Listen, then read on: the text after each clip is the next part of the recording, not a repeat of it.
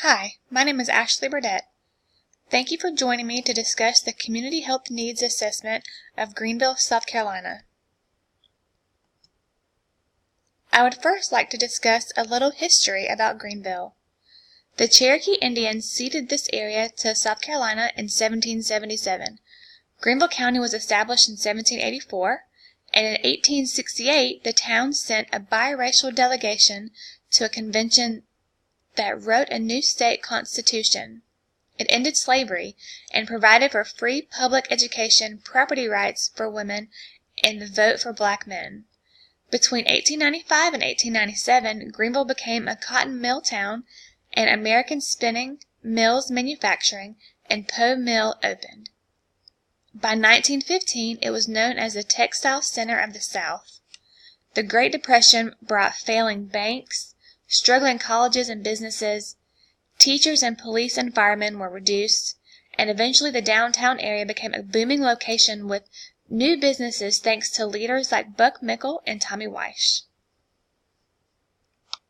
Greenville was featured in National Geographic's Traveler in December of 2015 and 2016 issue. It was highlighted as one of the 20 must-see places in the new year, and what an honor! The article showcases the Blue Ridge Mountains, Falls Park, Liberty Bridge, and the Swamp Rabbit Trail. The city also holds the Reedy River, Paris Mountain, and is only a short distance from Charlotte, North Carolina, and Atlanta, Georgia.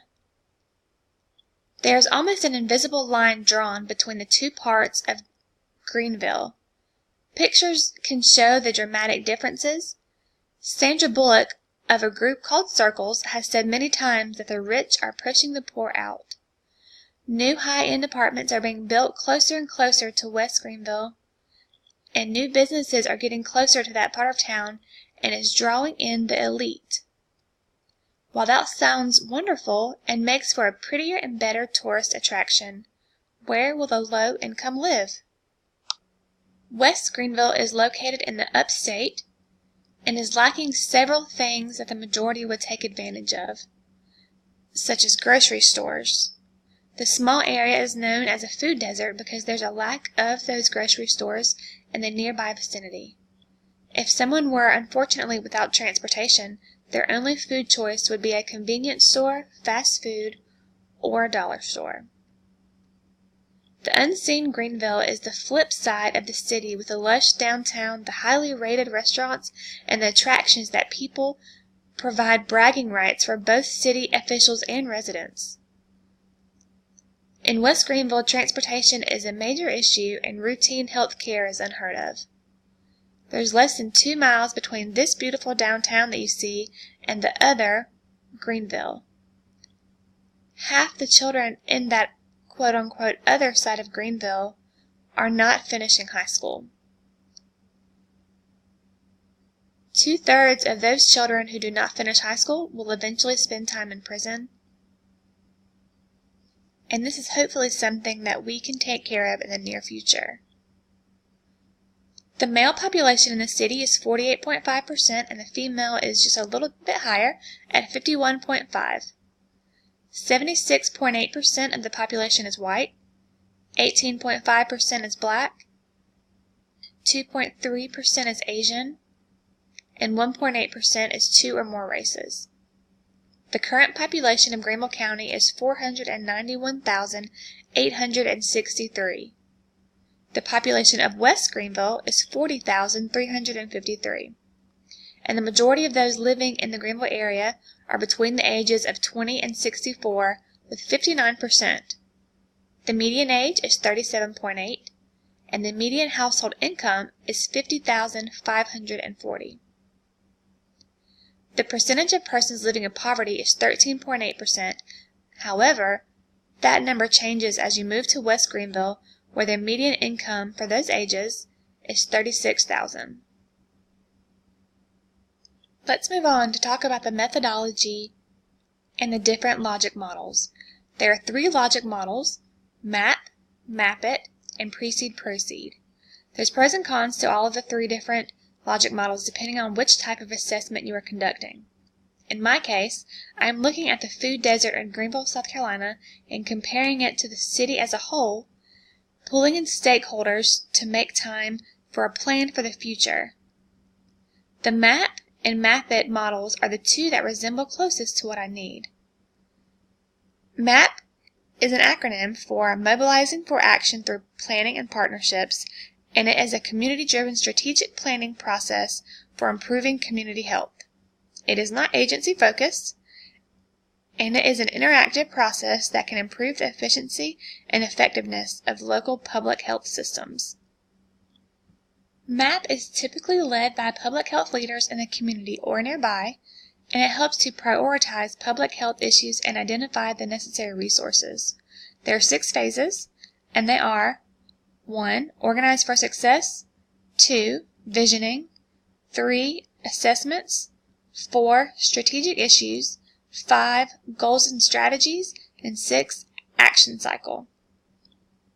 The pros to MAP are that it engages the community, creates community ownership, creates a healthy community, and increases the visibility of public health within the community.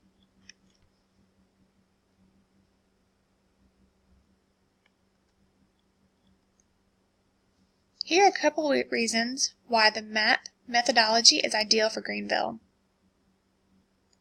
It is ideal because Greenville is a growing city and collaborations are plentiful at this current time. The city officials and community members are constantly interested in improving Greenville in any way and work well together to accomplish the goals. The agencies that will be contacted are hospital leaders, community health workers, lawmakers, teachers, and school leaders, nonprofit organizations such as the American Cancer Society. The leaders of the Community Health Needs Assessment will first begin to choose those contacts they would like to collaborate with and begin a work group. They will compile concerns, questions, ideas, suggestions, and possible implementations. From there, they will continue to build upon their plan.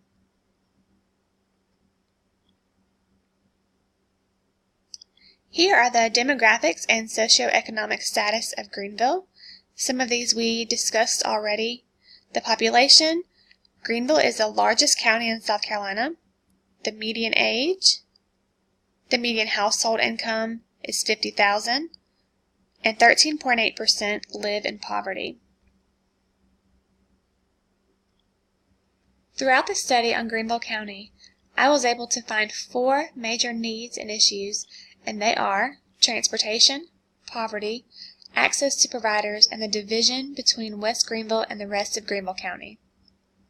The implication of the transportation issue is that the buses do not reach the entire county and therefore is limiting the usage and availability to community members. Currently, there are a few existing community resources, and they are the Green Link, the Trolleys Downtown, and the Greenville Transit Authority. These resources are not completely adequate because the buses only reach 227 square miles of the 785 square miles of Greenville. The lack of transportation limits people from getting to and from work and even to purchase food. There are obvious differences between West Greenville and Greenville County, and there are also lower graduation rates in the impoverished areas of the county. Here are a few visuals to show the average income between the U.S., South Carolina, Greenville, and West Greenville, and also the insurance coverage by age and gender in Greenville County. Poverty is another issue that needs to be addressed. Several of the risk factors are single-parent families, low education levels, and residential mobility. As we know, poverty leads to obesity and unhealthy eating, and globally, poverty is much more to blame for food deserts. Sugary foods, processed meats, and cereals are the most affordable and ultimately unhealthy when eaten in large quantities. In Greenville, 31.1% of adults are obese and 35.3% are overweight.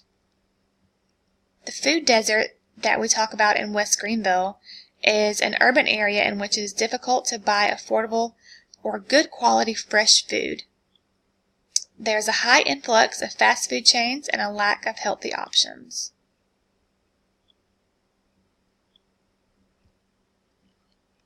The Mill Village Market has begun to address the issue of poverty and unhealthy eating in the West Greenville area. They offer fresh, locally grown produce and regionally sourced foods. Mill Village Market accepts the SNAP benefits, and they also train and employ youth in basic job skills. They have been such a joy to have in the community. There are several community resources that are addressing the issues in Greenville. The Green Link, Unseen Greenville, Our Eyes Were Opened, Greenville Free Medical Clinic, the West Greenville Arts District, Harvest Hope Food Bank, New Horizon Family Health Services, Miracle Hill, and Goodwill. These organizations are helping us get to the root of the problem. They are at the ground floor doing the research, raising funds, wrapping their arms around each other, and getting the job done. We have much to thank them for. Thank you for joining us today, and I hope that you enjoyed.